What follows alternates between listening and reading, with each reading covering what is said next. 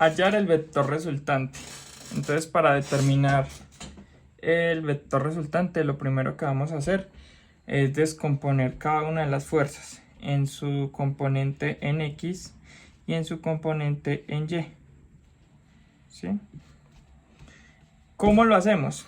Lo hacemos a partir de las leyes del seno y coseno, dependiendo del ángulo que tenemos acá.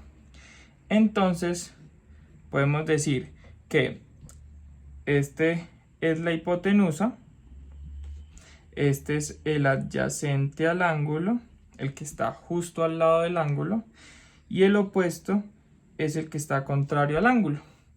Entonces, ¿cómo lo podemos hallar según las leyes del seno y del coseno? Y es que la hipotenusa por el coseno del ángulo es igual al adyacente, ¿sí? Y la hipotenusa por el seno del ángulo es igual al opuesto. Entonces, ¿qué hacemos en este caso? Entonces, cogemos esta primera fuerza, llamémosla fuerza 1, y a esta fuerza 2, escogemos y decimos que la fuerza 1 por el coseno de, en este caso, 30 grados, va a ser igual a la fuerza 1 en X. Y la fuerza en 1 por seno del ángulo, que en este caso es 30 grados, es igual a la fuerza en 1, pero el componente en Y. Reemplazamos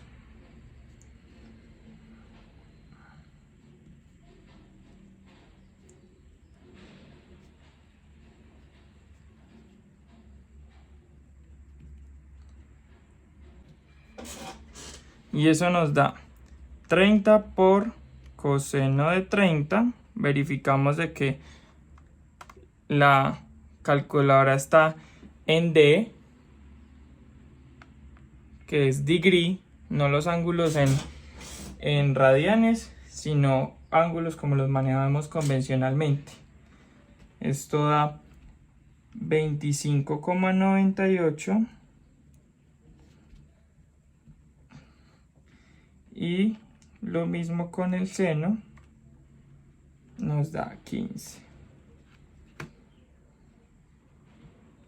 Lo hacemos ahora con la fuerza 2.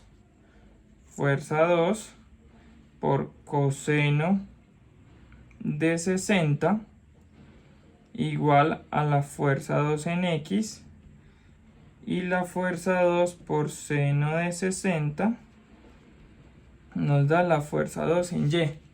¿Por qué no sé que nos da en X y en Y?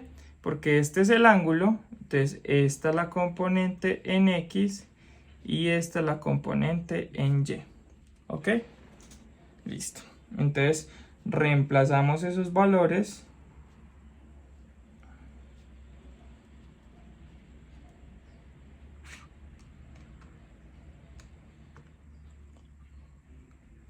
$40 por coseno de 60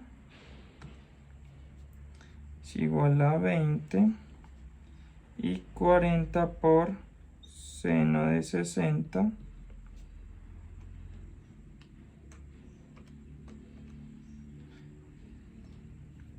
es igual a 34,64.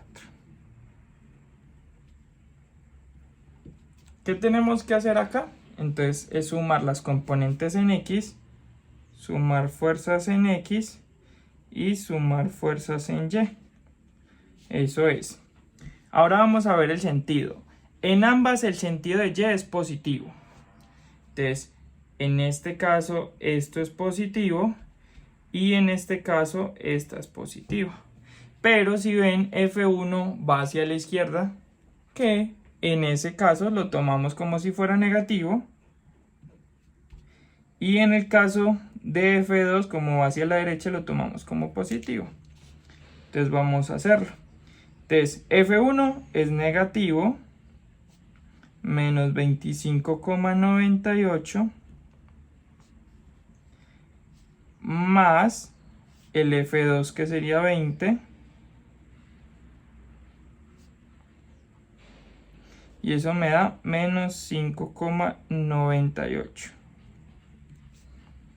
Y en el caso de las fuerzas en Y, ambas son positivas, entonces da 15 más 15 más 34,64 para un total de 49,64 kilonewtons.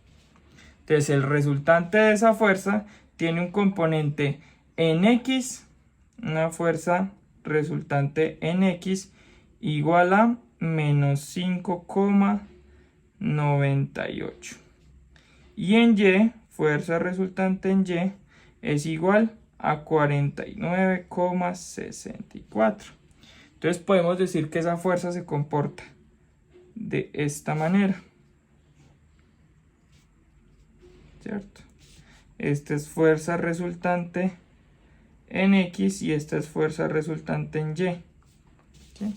Para determinar la fuerza resultante total, como tenemos acá 30 y 40, pues vamos a utilizar Pitágoras. Entonces, fuerza resultante va a ser igual a la raíz cuadrada de 5,98 al cuadrado, porque pues al elevarlo al cuadrado se nos va el signo, entonces pues lo podemos omitir, más 49,64 al cuadrado, y eso me da